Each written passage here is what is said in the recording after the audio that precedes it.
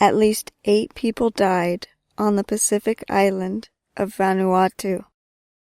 A tropical storm with winds of up to 210 miles an hour, or 340 kilometers per hour, ripped roofs off houses and downed trees.